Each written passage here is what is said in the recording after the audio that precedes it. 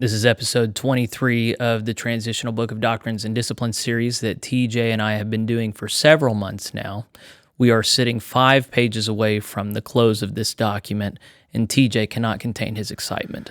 Yeah, I was just reading over this, and I thought this was going to be a little bit more interesting than the last couple ones, and I don't think it is. Well, I don't know if you saw it, but there was a guy, Nathan Couch, who wrote on the last episode saying, I can tell it's boring for you guys, but I enjoy this so much.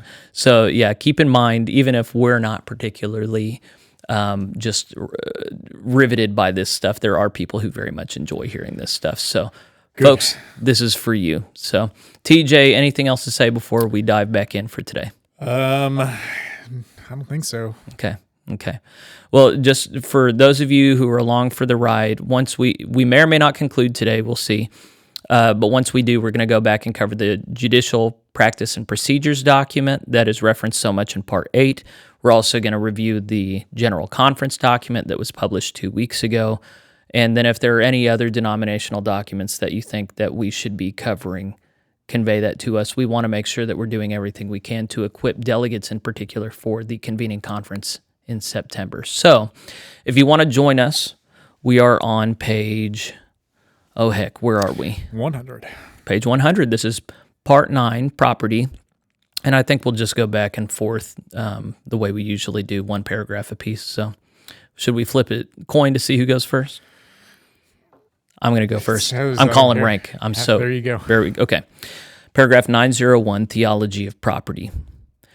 God owns all of creation. That's from Psalm 50, 9 through 10. We are but stewards of it for a period of time. Property, in parentheses, real, personal, tangible, and intangible, end parentheses, deeded or titled in the name of the Global Methodist Church and its entities, including its local churches, is to be used for the glory of God and to carry out the mission of making disciples of Jesus Christ and to spread scriptural holiness across the land. So, as that says, that's our theology of property. God owns everything. We are only stewards. Everything done with this property is for God's glory. Right, and since they actually quoted scripture on there, Psalm 59 through 10 says, this is the NIV, I have no need for a bull from your stall or goats from your pens, for every animal of the forest is mine, and the cattle on 1,000 hills. Okay, yeah. So it's like I say to my kids, they say, that's my food, and I say, everything in this house is mine. That's my food. Those clothes on your back, they're my clothes. So they love it whenever I give them that speech. You actually do give them that speech. I kind of do, yeah. Yeah. Right now, my, Abigail, who's about to be 2, she's in the stage. I was telling you this last night. Yeah. I'm going to tell y'all now because I just think it's so cute. She has 3 siblings she has to share stuff with, and she hates it. So her regular cry when she's awake is, mine, mine. And she's so worried about people taking her stuff that yesterday morning she was having a nightmare and she woke herself up yelling, mine, mine. So that poor girl, she's, this is what kids and adults really have to struggle with. We desperately want to own things. Mm-hmm. And when you're in right relationship with the Lord, you come to understand you're an owner of nothing. And even with my kids, I say, I don't really own anything here. This is all God's and it's for His glory. And so I'm glad that right at the front of this section, the Global Methodist Church has this good theology. Anything else to say before you read that? Okay, go on. All right, it's paragraph 902, Stewardship of Assets. There is no trust clause for property held by local churches, annual conferences, regional conferences, connectional commissions, the Transitional Leadership Council, or any of their entities.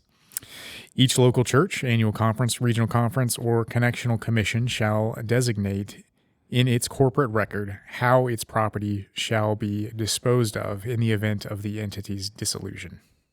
That's interesting. So I like that it's very clear, no trust clause, but then the additional thing on that is from the moment you formed this, you need to make provision for what happens if we dissolve at any point. Yeah. That's smart. Yeah, if the church dissolves, which, I would think they should have done anyways, but I like that it's clear. Yeah. It's the equivalent. I'll go ahead and preach it, y'all. If you don't have a trust or will in place, you really should. Yes. Okay. Anything else you want to say before I move on? Nope. Okay. Paragraph 903. This deals with the process of disaffiliation.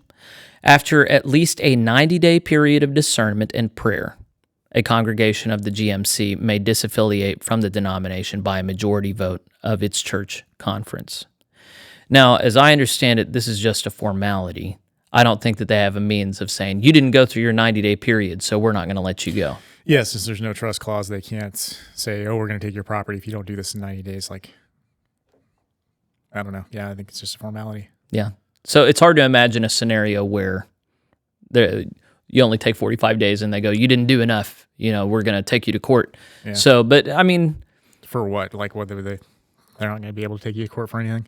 I don't think so. I mean, maybe there's going to be legal grounds of like, we all signed on to this book of Doctrines and Discipline, and they were governed by it. So even if there is no trust clause, they're contractually obligated.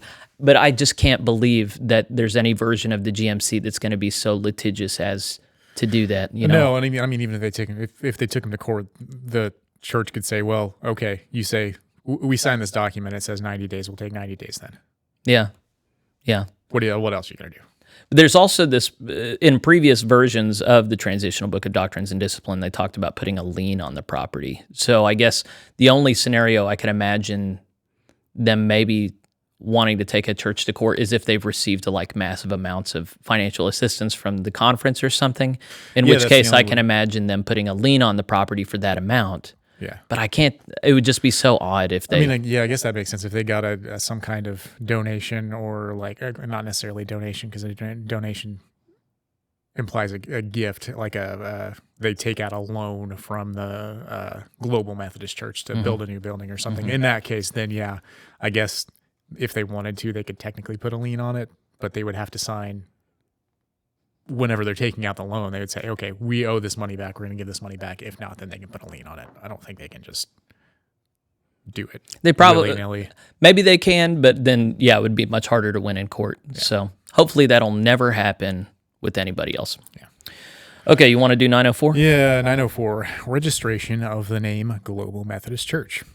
The words Global Methodist Church are not to be used as or as part of a trade name or trademark, or as a part of the name of any business firm or organization, except by local churches, conferences, corporations, or other business units created for the administration of work undertaken directly by the Global Methodist Church.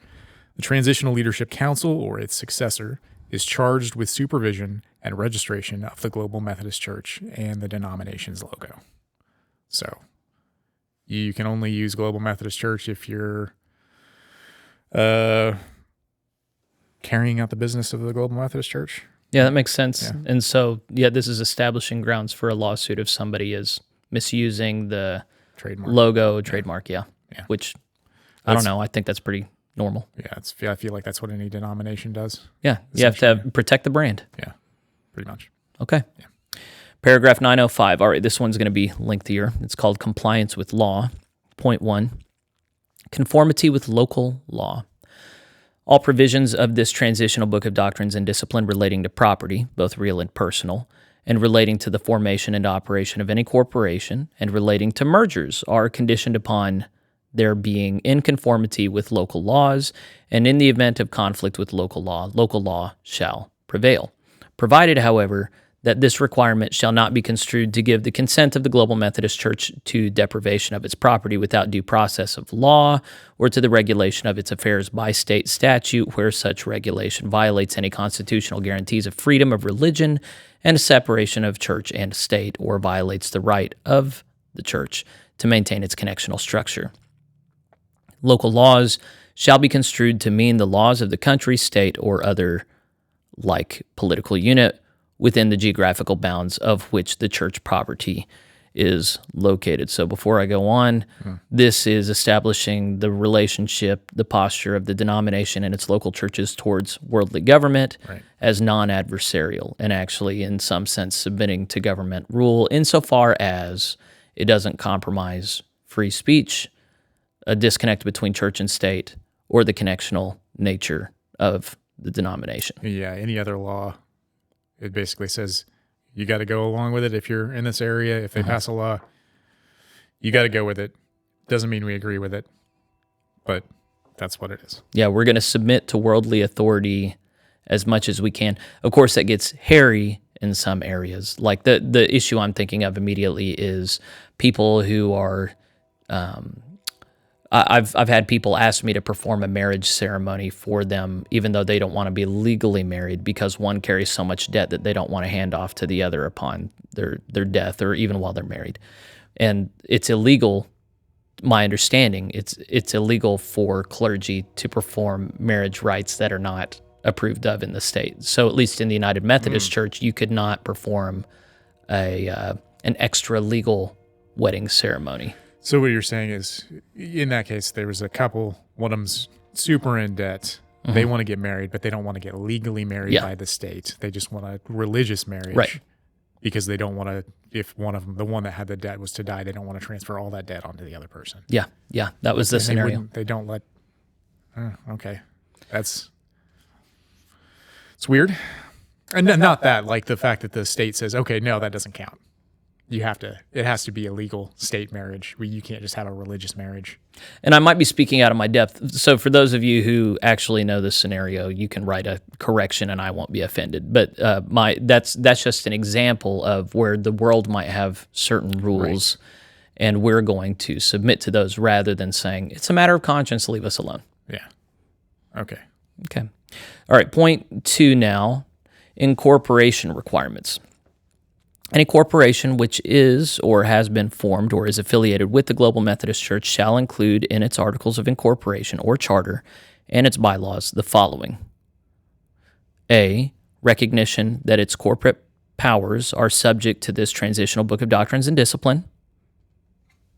I don't think we've done this. I was going to ask if we had done this. B, recognition that the corporation's powers cannot exceed those given by this transitional book of Doctrines and Discipline, language consistent with the taxation codes of the country in which the corporation operates to protect its tax-exempt status if applicable. And C, designation of the recipient or recipients of corporate property in the event the corporation is abandoned, discontinued, or ceases to exist as a legal entity. So this is interesting.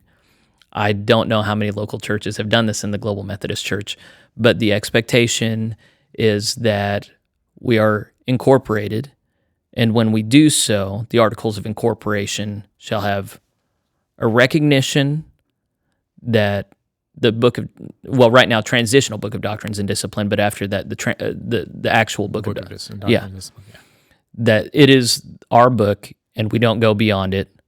B is that we don't go beyond it, especially with tax-exempt status. And then C, a will or trust for the property. What happens when you close? Yeah. So, friends, that's new to me. It's probably new to a lot of you. It might be worth it to go ahead and bring that to your church board and make sure that you have such in place. It's interesting to me. I haven't heard anything about this. I'm inclined to think it's because they don't want to be heavy-handed at all. Yeah. And even in the United Methodist Church, I remember there were unincorporated local churches that every year around charge conference time, they're kind of breathing down your neck going, hey, make sure you're incorporated. But what are you going to do if they refuse to be incorporated? You know? So it's another one of those things where, okay, you've got this in writing. Are you going to kick people out if they refuse? You know? Yeah, they're pretty... they're not ready to kick people out right now, I don't feel like, since it's so new. So, well, why don't you keep going? All right. 906. Trustees and directors are synonymous. The terms trustee or trustees and board of trustees used in this transitional book of Doctrines and Discipline may be construed to be synonymous with director or directors and board of directors applied to corporations. If a local church chooses an alternative structure, it shall designate which body shall act as the board of directors. So you're like a business has got a board of directors. That's the same thing as your board of trustees. Your board of trustees is your board of directors. And it's opening up the possibility that local churches can have an alternative structure to what's recommended in this transitional book of Doctrines and Discipline, I think. As long as they choose which body in that structure is the board of directors. Yeah, there was a post on the Friends of the GMC Facebook page where there was a lady describing our church went independent we don't even know which board is really in charge in our local church, and they're making all these decisions. We don't know who's making it. They're like sworn to secrecy. So actually, this is really great advice. You need to make sure you have a central board that is responsive. Who's in charge? Yeah, that makes sense. Okay. Because you'll get that situation where you get a bunch of boards that are just making stuff up and nobody's in charge. Just because you can't imagine it doesn't mean it can't happen. Yeah. So this is smart. All right, paragraph 907, conformity of deeds and conveyances with local law. To secure the right of property of entities within the GMC, care shall be taken that all conveyances and deeds be drawn and executed in due conformity to the laws of the respective states, provinces, and countries in which the property is situated, and also in conformity with these transitional book of doctrines and discipline. I think it meant to say this. Anyway, deeds shall be registered or recorded directly upon their execution. I think all this is saying is make sure you file all the legal paperwork that's required wherever you live. You've got a deed, you've got property, make sure it's in line with local laws and the Book of Doctrines and Discipline.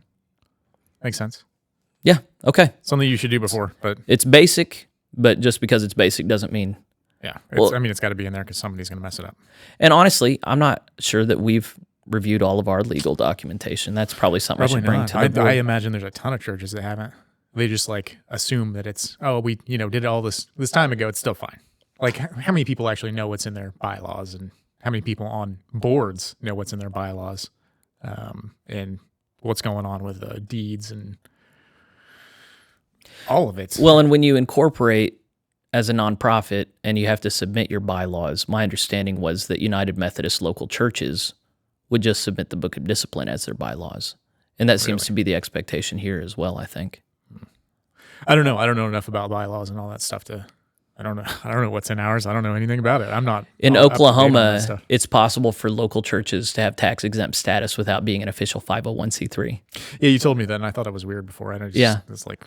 So right now, that's what we are. We are I think we're an unincorporated Global Methodist Church, which I don't think there's actually provision for in this. So it might behoove us. What I suspect we're going to do is once they have the convening conference, we're going to then come into conformity with the then adopted Book of Doctrines and Discipline, because everything has been up in the air and being formed right now. So it just seems strange to put a lot of time and energy right now into something you're going to have to change later anyways. Yeah. Right, yeah. Okay. All right, go on, brother. All right, 908. Yeah. Instituting and defending civil action. Because of the nature of the Global Methodist Church, no individual or affiliated church, body, or unit, nor any official thereof may commence or participate in any suit or proceeding in the name of or on behalf of the Global Methodist Church, exempting, however, the following. Number 1, the Transitional Leadership Council or its successor. The Transitional Leadership Council or its successor or any persons or church unit served with legal processes in the name of the Global Methodist Church may appear for the purpose of presenting to the court the non-jural nature of the Global Methodist Church and to raise issues or lack of jurisdiction of the court. Lack of jurisdiction of the court. Not issue. But of. It's saying you lack jurisdiction here in the GMC. Okay, and to raise issues of lack of jurisdiction of the court, lack of capacity of such individual or unit to be served with process, and related constitutional issues in defense of denominational interests. I think what I understood that to say was a member of the TLC can appear on behalf of the GMC to tell the American or the state legal system to butt out and mind their own business. I think that's what I understood. I think that's what I was getting. So, like, if somebody's suing the Global Methodist, let me think about this. If somebody is suing somebody within the Global Methodist Church, they basically can't do it because they don't have jurisdiction to do it. Of course, that would depend upon the nature of the case. Like, But so it's one thing to sue a person, to file suit against a person in the GMC. It should obviously be okay on criminal stuff. But if they're suing the GMC for how it's handling its own business internally, then yeah, somebody's got to represent us in court just to say this is not a worldly affair, but out. I think that's what it's saying. I could be wrong. Okay, I'll just read it again. The point one. The TLC or its successor, or any persons or church unit served with legal process in the name of the GMC. Okay, so that's the TLC, any person or church that gets sued in the name of the Global Methodist Church. There it is, yeah. Okay. They can show up, but they can say, hey, you can't, like, sue me, I guess is what it's... They may appear for the purpose of, here's the purpose, presenting to the court the non-jural nature of the GMC and to raise issues of lack of jurisdiction of the court. Okay, yeah, I mean, it's not saying here's what you have to argue every time, but it's just saying these people can step in a court setting to say this ain't a court issue. Yeah, I think that's what it's saying. All right, let's run before we problematize it. Yeah. Go ahead. To protecting denominational interests. Any denominational unit authorized to hold title to property and to enforce trusts created by others for the benefit of the Global Methodist Church may bring suit in its own name to protect denominational interests. Okay, so if you're a body that holds title to something within the Global Methodist Church, some property. Did it say trusts? May enforce and to entrust force. Enforce trusts. Yeah, okay, trust. So there will be... Okay, any denominational unit. So any denominational unit. Yeah. Authorized to hold title to property and to enforce trusts. As soon as we're getting into enforcing trust, then my mind is going to trust clause territory, and that's not a territory because we're not going to have the trust clause in. Yeah, I'm thinking this is if somebody, like if a church is sued. Yeah, I think so. Because local churches can be given endowments and trusts that are conditional, and somebody has to answer if there's litigation around it. So local churches can defend themselves in court, I guess it's saying. That's kind of what I'm getting from it. And okay. I mean, I could be wrong, but that's what I'm reading. May bring suit in its own name, so they can sue somebody. Yeah, okay. So it's not just if someone files suit against us, but if funds are mismanaged or there's some kind of litigation. We as a church can then go and sue that person to protect denominational interests, I guess, and then use it says for the benefit of the Global Methodist Church, so we could theoretically say, hey, we're a Global Methodist Church, we're suing you for whatever reason. Yeah, that makes sense. Okay. Ugh. I'm not quite sure why that would need to be written out here, so maybe there's... No idea. Okay. All right. Well, we've got another paragraph to go on to, so let's do that. Paragraph 909, limitation of financial obligation. No local church, district, annual conference, regional conference, connectional commission, or any other unit can financially obligate the GMC or, without prior specific written consent, any other organizational unit thereof. That makes perfect sense. Even though this might be a Global Methodist Church, we can't go to the bank and take out a loan for the whole denomination. Yeah. That would be ridiculous. But even so, you have to make sure ridiculous things like this can't happen. Right. Well, I mean, because with all that, that somebody would try that for sure. I wouldn't try that. I would be tempted to try that, but no, we can't do that. Okay. 910, audits and bonding of church officers. All persons holding trust funds, securities, or monies of any kind belonging to a unit of the Global Methodist Church, not including a local church. That jumped out at you. Oh, yeah. Well, I mean, it's going to say everybody has to be bonded, but not all local churches have people responsible for money that are bonded. That's a whole... So I thought it was going to say anyone responsible for money, even in the local church, has to be bonded. That would be an income. I don't even know what being bonded means. I can't tell you the full meaning of it. What I can tell you, like it protects an entity in the event that there's someone starts embezzling money or something, or some money disappears somewhere. I don't know if it's a legal status or a status with the bank, but go ahead and look it up. I'm feeling stupid now, but it has some form of protection against embezzlement or a disappearance of funds. So, what does it mean to be bonded? As the largest bonding brokerage in the U.S., this is some random website. Being bonded means that an insurance and bonding company has procured funding that are available to the customer contingent upon them filing a claim against the company. Does that mean anything to you? Sort of. It depends on the nature of the claim. So I was thinking if there's like an embezzlement claim. So you bond everybody responsible for the money. Somebody who's bonded then loses the money. The insurance company guarantees that the money is not lost. I think that's what it's about. I could be wrong. Hold on.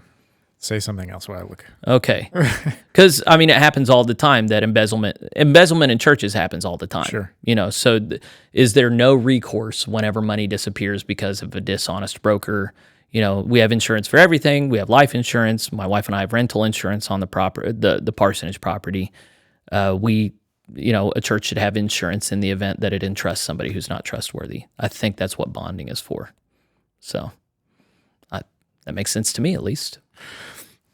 Okay, so it's basically just you set aside a certain person that's handling money, and they're technically insured for this amount of money if they're stealing money. If they steal money... Yeah, I don't know if there is... Surely there's a cap on the amount of money. Yeah, sure. Sure, yeah. But if they steal money, they're insured for this much money.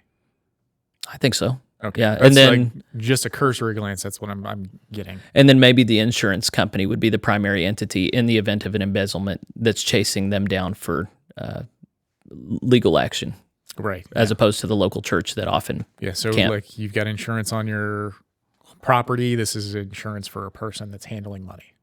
Within the property. I like it. Okay, I think it fits. Hopefully, that's not me just being super ignorant about this.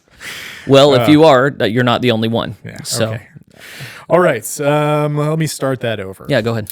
All persons holding trust funds, securities, or monies of any kind belonging to a unit of the Global Methodist Church, not including a local church, shall be bonded by a reliable company in such good and sufficient sum as the Transitional Leadership Council or its designated agent or successor may direct.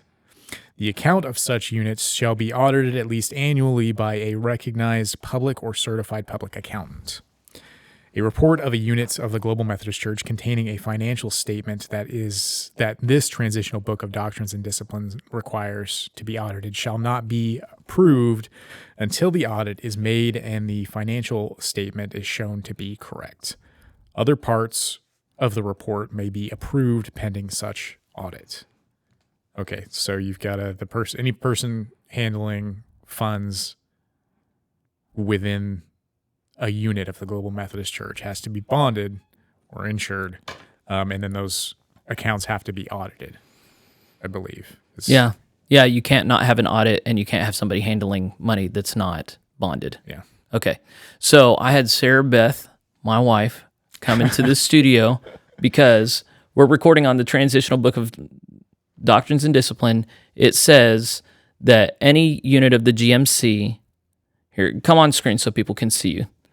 Just come around here. That's the camera that's on right now. And then I'm going to have you speak in this microphone in just a second. That anyone who's dealing with funds, you can just stand up and I'll bring it to you like that. I know, it's just awkward. Okay. All right. So that they have to be bonded. And so tell me, I said bonding is whenever there are people who handle money. Here, stand up right here so I can see you. They'll be able to see you too. Stand up. This camera over here is yours. Yeah, so you can see yourself right there. Camera. Yeah. Okay. So you're doing great. They have to be bonded. And what I think that means is an insurance company says if this person steals money from y'all, we'll cover it. Yes. Okay, so explain why that's important in a local, well, not in a local church. It's for all other entities. Did we understand it correctly? Yes. Okay. Why is it important? Yeah. because people misbehave financially and unfortunately, and they just want to be covered in the event that there's theft. Okay. It's like an insurance policy for somebody that's handling the money, right? That's my understanding. Okay. That's my understanding. So okay. I'm thinking we're bonded, aren't we? No. We don't have people that are bonded in the church? Okay. Well, put that on the agenda for the next board meeting. Okay. Well, you're the primary one and everybody trusts you, so we don't need you bonded, huh? I guess. That was the voice of Satan, folks. So that's how churches get in trouble. Oh, we trust you, so yeah, we need to get you Is bonded. it like a monthly I have no payment? I don't know. I've never even. I wonder how much it costs. I mean, surely it's not free. Yeah. Yeah. idea. Yeah. Just like an insurance policy. We have discussed it as a board several times. It used to be on the charge conference paperwork for the UMC, and every time we talked about it, the board said we don't want to do it. Okay. All right. Well, thank you very much, Sarah Beth. That was helpful. I just wanted to make sure I wasn't a bunch of hot air as I was talking through it. So that was helpful. Thank you. Well, maybe we're both full of hot air. I don't know. Maybe, but it's going to be good enough for today. So thank you. All right. That was fun enough. This was probably more distracting than was useful, but I'm glad I wasn't wrong, or if I was wrong, that my wife didn't know it. Okay. 9/11. Is that me now? That is you. Okay. Global Methodist Church Foundations. A regional or annual conference or conferences may establish a GMC foundation for its conference. The purposes for establishing such a foundation may include 1, the promotion of planned giving programs on behalf of local churches, conferences, and other bodies within the GMC. Furnishing counsel, this is 2, furnishing counsel and guidance to local churches with regard to promotion and management of permanent funds. 3, receiving funds on deposit, investing said funds, and loaning funds for construction and renovation of local churches, and 4, other responsibilities as requested by the annual conference. All foundations shall have an independent governing board as determined by the incorporating documents approved by the annual conference. The governing board will establish all policies and procedures upon which the foundation will operate. Due care will be exercised to maintain prudent organizational separation from beneficiary organizations while striving to maintain missional purpose and connection. So, the Oklahoma Annual Conference of the United Methodist Church has a foundation. I'm a big fan of foundations, actually. What's at play here is, are local churches going to have to figure out their own investment options, which can be great and can be bad. What was the purpose of the Oklahoma Foundation? So there are different foundations for different annual conferences. Some focus primarily on making loans to local churches that people give like a trust to the foundation that then they administer, and they give out loans or grants according to the stipulations of what they have there. In the Oklahoma Annual Conference, they focused primarily on administering 3 different kinds of funds. A checking fund, which has a higher interest rate than most banks. An investment fund, where they have a big investment portfolio, and churches can have access to the proceeds from it and the principal. And then an investment fund, or an endowment fund, where you can't touch the principal, but you can touch the profits of the principal. And so our church actually is still with the Oklahoma Annual Conference for right now. They've been fantastic, I should say. Billy Mead, their coordinator, is a fantastic person with integrity. Even so, the GMC is leaving Westpath behind. All the foundations of the United Methodist Church, to my knowledge, are invested through Westpath. Global Methodist churches are going to be with Guidestone, and Guidestone is going to offer its own financial services that are, I think, almost exactly the same. But here it's saying in paragraph 911 that foundations can focus on any number of things that are not limited to the first 3. Point 4 is other responsibilities as requested by the annual conference. Okay. So this is a special body that can be established by any annual conference for financial management of assets. It can focus on loans and grants. It can focus on trusts and endowments. It can focus on any other stuff that they want to. So it's pretty versatile, but it's providing for If a local church has to make all of its own financial decisions around investments, then you can do some really stupid stuff, like putting it in a CD, which depending on, I mean, sometimes it's not a big fan of CDs. well, at some points in time, it's been a good option, but for right now, you're losing money on a CD with inflation rates being what they are. Right. So, there are other investment options that can generate a lot more income for a local church. If you've been entrusted with a treasure, be faithful with how it's invested so it's glorifying God continually rather than just sitting on it. So a foundation can help local churches make much better financial decisions than what a local church board sometimes can. All right. So this whole paragraph is just saying a regional or annual conference can establish a foundation in the name of the Global Methodist Church. If they do that, here's what they're supposed to be able to do. Exactly. And they don't have to, but they can. Okay, yes, a may include. And then it's got to have, that last paragraph it's got to have its own separate board for, that's approved by the annual conference. All foundations shall have an independent governing board as determined by the incorporating documents approved by the annual conference. Okay, the annual conference approves the introductory paperwork, whatever. So it operates in their name. So they're going to hold it accountable. It's going to be a separate entity, but it's going to be responsive to them. That makes sense. All right. 912. Powers of boards of directors. Each unit within the Global Methodist Church shall be incorporated unless local law prevents it. Each incorporated unit shall have a board of directors as set forth within this transitional book of Doctrines and Discipline.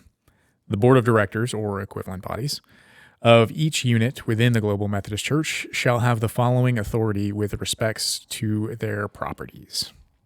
1. Donations and bequests.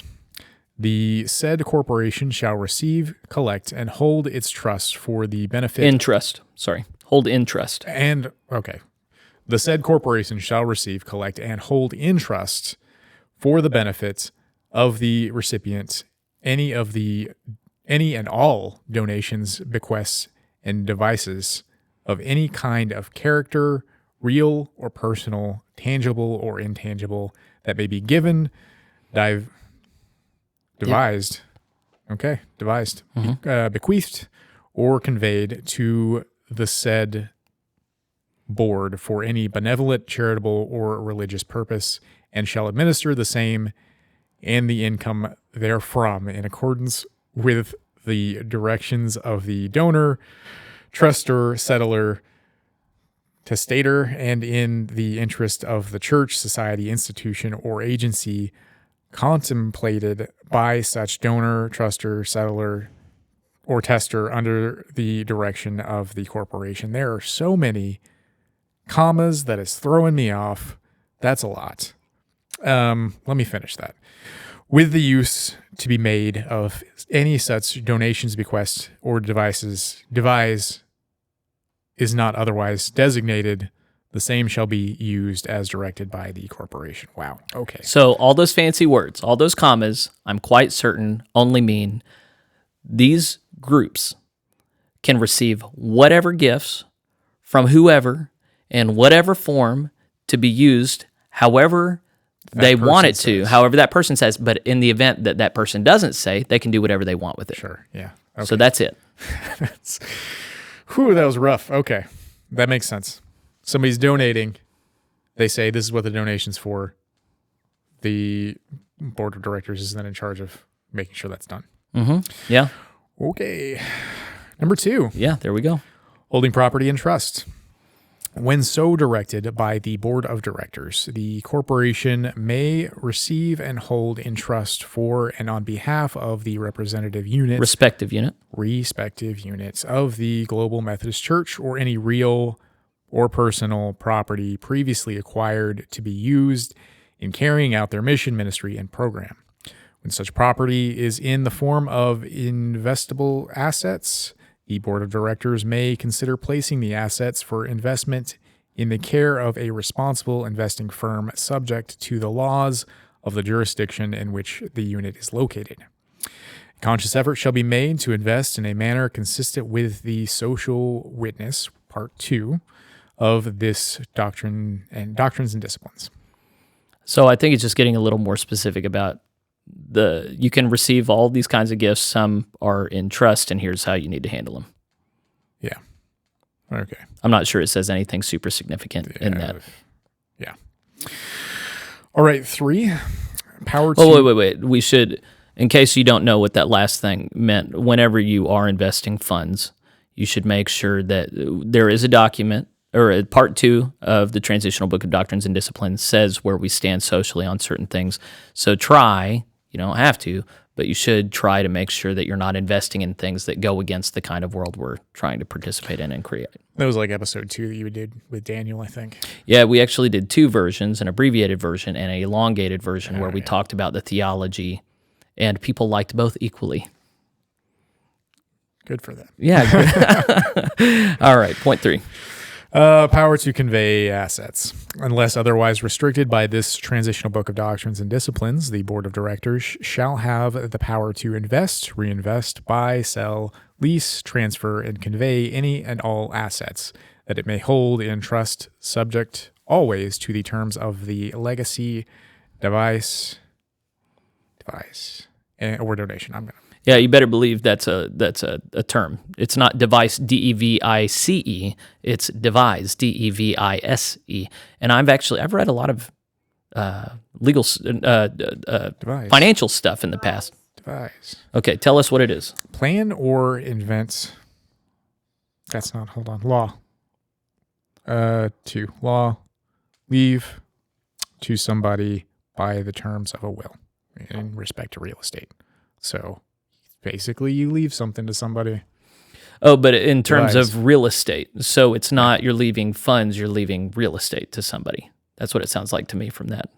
Yeah, but I think it could... So if I die and I just want to give somebody my house, or I want to give the church my house, are they going to turn it into rental property, or are they going to sell it and live off the proceeds? It also says a clause in a will leaving something, especially real estate, to someone. So it doesn't necessarily have to be real estate. Interesting. So devise. Okay. Man, we're learning all kinds of things today, folks, about getting bonded, a device. All right. Devise, like a Z. Yeah. Okay. All right, keep going. All right. Still in point 3A. Before the board of directors or equivalent body of a local church conveys property, it must seek the approval of the charge conference. Approval requires a simple majority vote. Additionally, the appointed pastor must be fully aware and consulted of the conveyance. Okay, so before you get rid of any property, the charge conference has to, by majority vote, say, okay, that's all right. And then the pastor must be aware of it. Yeah. Like you can't just... You can't have a rogue board of trustees. Yeah. They have to be responsive, at least to the pastor. Well, in the charge conference. Yeah, okay. So they just can't sell property without going past the charge conference. Okay, yeah, that makes sense. Okay. B, in the case of a multi-point charge, the board of directors or its equivalent body of the individual church conveying property must seek the approval of the individual charge conference. Approval requires a simple majority vote. Additionally, the appointed pastor must be fully aware and consulted before the conveyance. This is exactly the same thing, but just a multi-point charge. Yeah. Okay. C. Yeah. Before the board of directors or equivalent body of a district, annual conference, or regional conference conveys property, it must seek the approval of the district, annual, or regional conference. Additionally, in the case of a district conveying property, the presiding elder or district superintendent must consent to the conveyance. In the event an annual conference conveying property, the bishop must consent to the conveyance. In the event of a regional conference conveying property, the regional college of bishops must consent to the conveyance by majority vote. So the concern here still being the same. You can't have rogue directors, trustees doing as they want. They're still responsive to the unit that they're within. Yeah. So that's just laying out. If they're doing it in a district, annual conference, or regional conference, this is how you do it. You got to have these approvals. Yeah. These people need to be made aware of it. Exactly. That makes sense. Okay. Number 4, authority to execute board decisions. Any contract, deed, lease, bill of sale, mortgage, or other necessary written instrument needed to implement any resolution authorizing proposed action regarding property or assets owned by the corporation may be executed by and on behalf of the board of directors by any two of its officers, who thereupon shall be duly authorized to carry out the direction of the corporation. And any written instrument so executed shall be binding and effective as to the action of the unit of the Global Methodist Church. So I think that's saying you can set all kinds of rules and policies around the assets that you have, and if any kind of litigation is needed, then you can designate not just one person, but any two people from the board of directors or trustees in order to represent faithful execution of what is written. Does that make sense? Sounds good. Okay. Good. Okay, let's go on. 5, protection of assets. The board of directors may intervene and take all necessary legal steps to safeguard and protect the interests and rights of the corporation anywhere, and in all matters relating to property and rights to property, whether arising by gift, devise, or otherwise, or where held in trust or established for the benefit of the individual unit of the Global Methodist Church or its membership. Did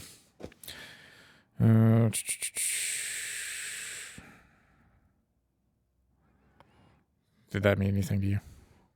I don't know why it's written. It seems kind of common sense to me. Any trustee, the board of directors, collectively may intervene, take all legal necessary steps to safeguard and protect the interests and rights of the corporation anywhere.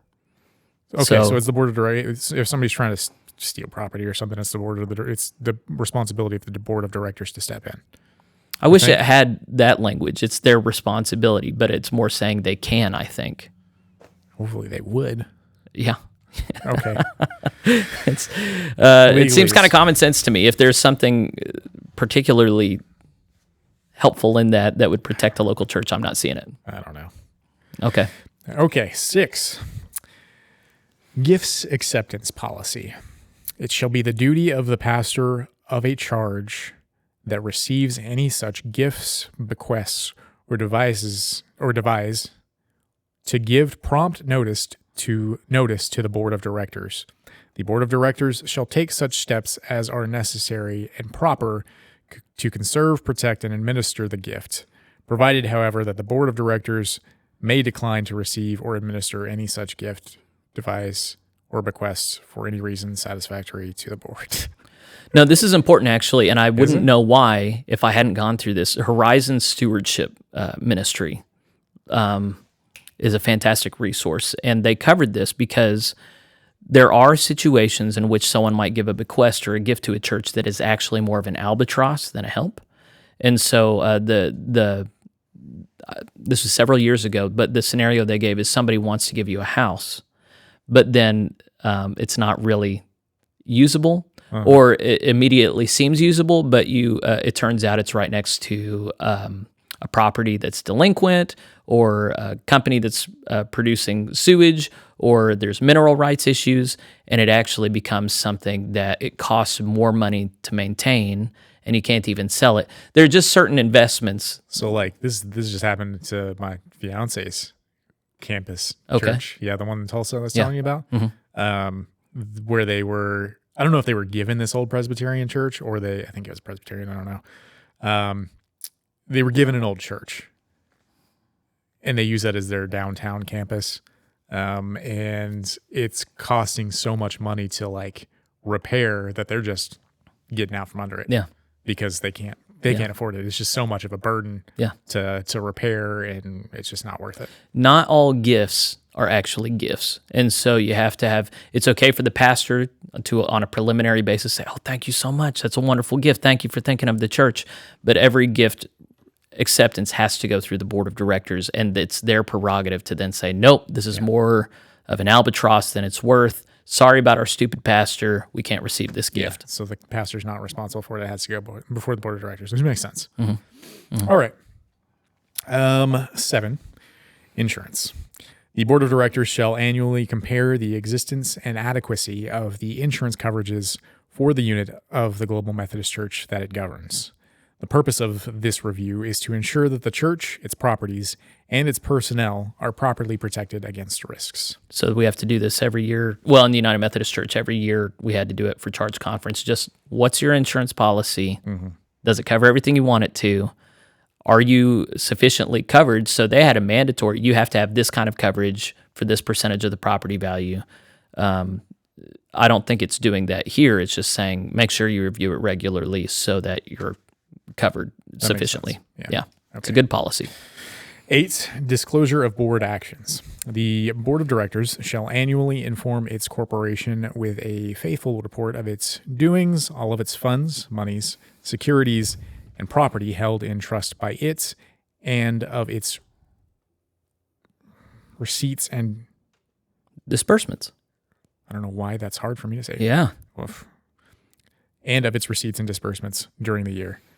The beneficiary of a fund held in trust by the board shall also be entitled to a report at least annually on the condition of such funds and on the transactions affecting it. This is a fantastic policy because it's getting tripped up on words and What it's saying is any organization that handles these assets, they can't just keep it behind closed doors and not report it. Anyone who's given like a trust and says, here's this money or this asset that's to be used in this way, they're entitled to annual reports on how you're using what they've entrusted to you. And then anyone connected to your organization, you have to have annual a comprehensive financial accounting, not just of your general budget, but all the funds and assets you administer, you give to all shareholders. It's a fantastic policy. Makes sense. Yeah. Makes sense. You take 9, so my ignorance isn't on complete display for everybody. All right, I'll take 9. And it's really long. Local church provision. The following provisions pertain to the board of directors or their equivalent bodies of local churches in the GMC. A, local church usage. This is paragraph 346.5a. Subject to the direction of the charge conference, the board of directors or its equivalent shall have the supervision, oversight, and care of all real property owned by the local church and all property and equipment acquired directly by the local church or by any society, board, class, commission, or similar organization connected to it, provided that the board of directors shall not permit the property to be used in a manner which is inconsistent with the Transitional Book of Doctrines and Discipline or violate the rights of any local church organization granted elsewhere in these doctrines and discipline. Further, the board of directors shall not prevent or interfere with the pastor in the use of any of the local church's property for religious services or other proper meetings or purposes recognized by the law, usages, and customs of the GMC, or permit the use of said property for religious or other meetings They shall not do this without the consent of the pastor or, in the pastor's absence, the consent of the presiding elder. Additionally, the board of directors and the pastor of the local church shall ensure that the pews in the GMC shall always be free. So that last bit deals with a period in American Methodist history where they started renting out pews. Right. And surely that wasn't only Methodists. No, I'm sure the Presbyterians did it more. Yeah. I mean, they did everything worse more. But yeah, so we cannot ever rent or reserve pews, and that's a good thing. The other thing it's doing here is establishing the boundaries of propriety. The pastor and the board of trustees or directors are always at odds because the pastor works and resides and leads within the building, but the trustees and board of directors are ultimately responsible for what happens in that building. So within the United Methodist Book of Discipline, it says it makes both co-equal, that the board of trustees and the pastor both administer the building. What it's making clear here is the pastor or presiding elder, if there is something religious going on, board of directors can't get in the way. Mm-hmm. They can't say, no, we have it for this purpose. But similarly, the board of directors is also limited by the theology of the GMC. We're stewards, all of this is made for God's glory, so you can't rent something out to like a local strip club or something, like whatever, we could think of a bunch of other silly scenarios, but They are limited to the Transitional Book of Doctrines and Discipline, our theology, and their spiritual leadership there. And then after that, they have free reign. I think that's what I understand it to be saying. Yeah, that's what it sounds like. Okay. Then let's go on to point B, usage by outside groups. This is in paragraph 346.5b, or it's in reference to it. Upon the consent of the pastor, the use of a local congregation's facilities or properties by an outside organization may be granted by the board of directors after consideration of whether the purposes and programs of the organization are consistent with the mission and values of the congregation of the GMC. So this is of the congregation and the GMC. Thank you for that correction. Yeah, so there are some local churches that they're hard up on money, and their business model is not just tithing, but we're going to rent it out for all kinds of things, and who cares what it is? We need the money. And I see this putting pressure on. Now, you really need to consider, are these people aligned with God's purposes? Is their organization part of that, or are you watering down the mission of your local church and the GMC by just giving it to the highest bidder? Yeah, so this this says it's upon the consent of the pastor, and it may be granted by the board of directors. So the pastor can suggest it, but the board of directors is the one that approves it. Is that? Yeah, I think that would be a fair interpretation, yeah. Okay. Cool. Makes sense. All right, with respect to the parsonage, this is point C, and it references the same section, paragraph 346.5c. Oh, no, this is the previously it was B, now it's C. Should the congregation possess a parsonage offered to the pastor for housing, the chair of the board of directors or his or her designee, accompanied by a member of the pastor-parish relationship committee, shall make an annual review of the home to ensure that it is properly maintained. Parsonages shall be mutually respected as the property of the congregation and the home of the pastoral family. So we talked about this way back when, probably in that section. Paragraph 346. Yeah. Yeah. And this is super important, something a lot of churches don't do, and they really should. So if you haven't made this part of the culture of your church, do it immediately. To annually review the home? Mm-hmm. That Yeah. makes sense. Yes. Yeah, you're just asking for trouble if you're not doing that. Do they annually review the parsonage? Here? Yeah. Oh, yeah, they better. Yeah. You tell me. You're the one that lives there. I don't know. Yeah, no, it's very important. Well, and we report to the board every month on what's going on in the parsonage and what needs to happen. If you're not regularly reporting and people are not in the home seeing it, all kinds of bad things can happen. Yeah, it's just like, I mean, any renter, anybody that's renting out a building you want to go in there and check annually, not even annually, I'd say monthly, just to make sure, because my family's owned rent houses and people do not take care of them. Yeah. And pastors, I mean, we talked about it. Go back to that section, but we talked about, there are a lot of pastors that are terrible at taking care of property. So, pastors are people too. Yeah. So. All right. D, this is with respect to accessible buildings. It references paragraph 346.5e. The board of directors shall conduct an annual accessibility audit of their buildings, grounds, and facilities to discover and identify any physical, architectural, or communication barriers that exist that impede the full participation of people with disabilities, and shall make plans and determine priorities for the elimination of all such barriers. There are extremes you can go to that are just not feasible for lower income churches, but even so, it's just theologically, all people are made in God's image. We need to have a mind towards people who can't easily participate. Right. Yeah. Makes sense. I mean, not only is they stipulate that, but I think it's local law in most places that you've got to have accessibility. I think it is. Yeah. Yeah. Okay. Makes sense. All right. E, with respect to an annual report, referencing paragraph 346.6. The board of directors shall annually make a written report to the charge conference in which shall be included the following. I, the legal description and the reasonable valuation of each parcel of real estate owned by the church. II, the specific name of the grantee in each deed of conveyance of real estate to the local church. III, an inventory and the reasonable valuation of all personal property owned by the local church. Roman numeral IV, the amount of income received from any income-producing property and a detailed list of expenditures in connection therewith. 5, the amount received during the year for building, rebuilding, remodeling, and improving real estate, and an itemized statement of expenditures. 6, outstanding capital debts and how contracted. 7, a detailed statement of the insurance carried on each parcel of real estate, indicating whether restricted by co-insurance or other limiting conditions and whether adequate insurance is carried. 8, the name of the custodian of all legal papers of the local church and where they are kept. 9, a detailed list of all trusts of which the local church is the beneficiary, specifying where and how the funds are received. And 10, an evaluation of all church properties, including the chancel areas, to ensure accessibility to persons with disabilities, and when applicable, a plan and a timeline for the development of accessible church properties. So as I'm reading through that, it's getting very specific, but this is one of the reasons why, in my opinion, it's really good for churches not to be independent.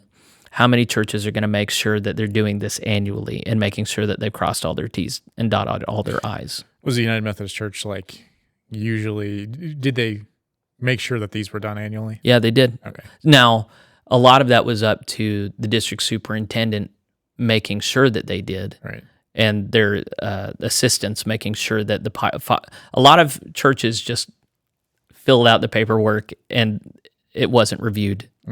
But when you have responsible leadership making sure that churches are covering this stuff, this can save so many headaches and so much money down the line. It's really stupid not to have policies like this, but it requires getting in the nitty-gritty and worrying about these details and minutia that a lot of churches are not geared for naturally, and it's really helpful to have somebody say, it's in writing, you're going to do it, otherwise I'm going to come down on you. It's really helpful. Yeah, I mean, these are definitely things that should be done and evaluated yearly. That makes sense. This is how much our property's worth now. This is all of those things. Yes. Okay. Yeah. And it's also part of the transparency thing. Churches need to be transparent, responsive to their local churches. Local churches, especially the leadership, need to know what they're working with if you're not regularly reporting this stuff. It's not just on the local church level. I'm very firm at the highest levels of the GMC. This has to be the culture. And if it is, then we can be good stewards. But you can't be a good steward of stuff if you don't even know how much stuff you have. Right. It occurs to me we're on the last page, so we're gonna finish it today. I'll take back up on. Oh, okay. Go ahead. Finish that out, and then you can do the last paragraph. Okay. Hopefully, my brain is reset enough now. You're doing great. Purchase, sale, lease, construction, and mortgage of property, which is F.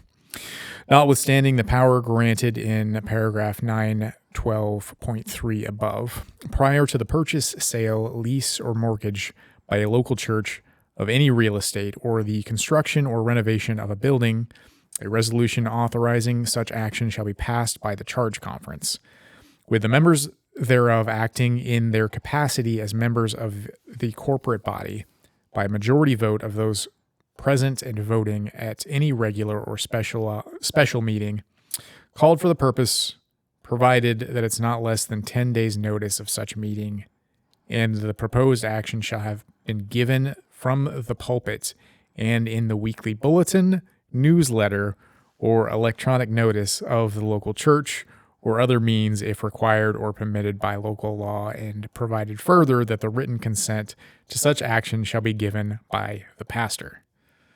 Okay, so if you're doing renovation, if you're constructing a new building, if you're selling any property, the charge conference has to approve it, and by majority vote, and then you have to give 10 days notice to. But 10 days notice for the meeting. Yeah. So the concern here is board of directors making decisions that are not in the interest of the larger body. Right. They're forcing things through, doing things without the approval of the pastor or the presiding elder. Here it's making very clear, no, there's a process where everybody has to be notified very publicly. You can't have some kind of secret meeting, and you have to have input from the larger body. So the board of directors, even though they're tasked with the management of all this stuff, still have to put it to the larger body for approval. And here's how you take that vote in the setting in which it happens. Okay, makes sense. All right. The resolution authorizing such proposed action shall direct and authorize the board of directors to take all necessary steps to carry out the action and to cause to be executed as hereinafter provided, any necessary contract, deed, bill of sale, mortgage, or other written instrument. The Board of Directors at any regular or special meeting shall take action and adopt such resolutions as may be necessary or required by the local laws. Any required contract, deed, lease, bill of sale, mortgage, or other written instrument necessary to carry out the action so authorized shall be executed in the name of the corporation by any two of its officers. Any written instrument shall so executed shall be binding and effective as the action of the corporation. It's just saying they have to do their job. Yeah. That's, I think, all it really is. Yeah. Okay. Go ahead. G, restrictions on proceeds of mortgage or sale.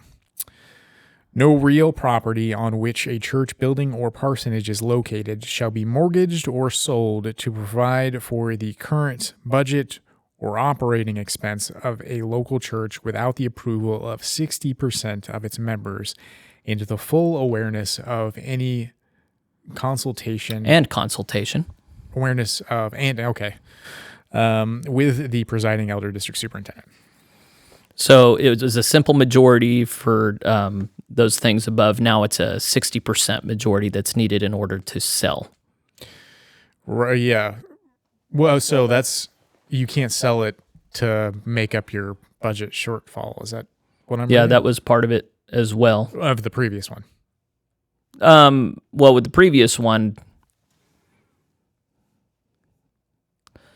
if it said it in there, I don't think it speaks to the purpose in the previous one, but does it allow for sale in the previous one? Yeah, purchase, sale, lease, construction, mortgage of property. So for some reason here, it's stipulating for the purpose of a budget shortfall. I guess that's making sure. Well, yeah, you have to discern the purpose, huh? That's interesting. Yeah, I don't know what to make of that, honestly. Okay. I don't know. Okay. Let's go into H. Local church permanent endowment committees. Subject to the direction of the charge conference, the board of directors may establish a permanent endowment or local church foundation. The board of directors shall create a legal document guiding the direction of the permanent endowment, and the charge conference shall designate or elect its leadership.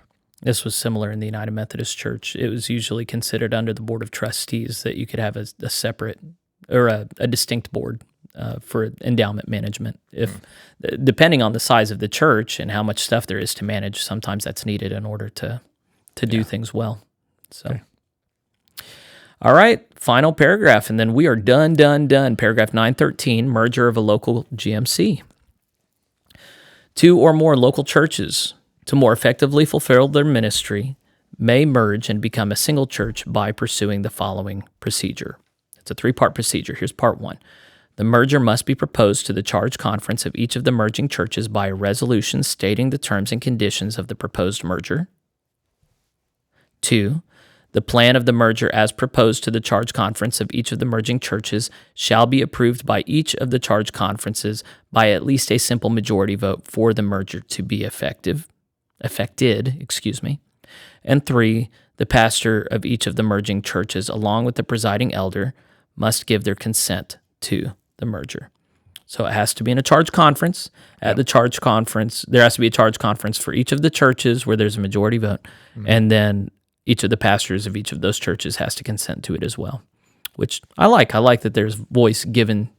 Man, I guess one pastor, you could have both churches say they want it, and one pastor say they want it, and the other could say no. Yeah, that would really be quite unfortunate, wouldn't it? Yeah, that'd be. I mean, in which case, I assume they would just fire the pastor. Just fire that guy. Okay, so, but yeah, there's a merger.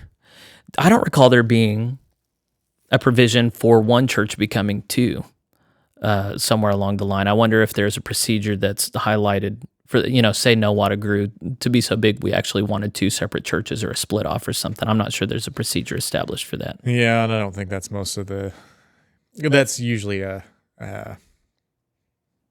I feel like that's a rare thing. Most of them are just going to do like satellite campuses or something. That's the in thing now. Yeah. Okay. Yeah, that makes sense. All right. Well, this is not. This is the end of the transitional book of Doctrines and Discipline that we've covered. Huh? I said, praise God. Praise God. You're done with this. Well, I mean, it's not going to be easy next week. We're going to go to this judicial practices and procedure document, which is going to be not fun for me and you. Some people will love it. Heck, we might see if somebody can join us remotely or something. We'll see. If you have any thoughts on that, comment on this, let us know. But we're concluded with the transitional book of Doctrines and Discipline. I'm going to try and do a second read through on my own. And I don't know when I'm going to do that, but it just seems... Don't sign me up for that. Yeah. So anyway, but we're going to conclude for today. Thanks, folks, for being along for the ride with us. If you want to stay tuned with what we're doing, make sure you're subscribed and stuff. And we should have a weekly installment going through these documents. And then if you want to support us in the work that we're doing, you go to plainspoken.locals.com and make sure to follow us wherever you usually are. We're most places. So we're going to be done for today. TJ, say goodbye. Thank you, everybody, for sticking with us. Yeah. For all of that. It was a lot. All right. We're done. See y'all later.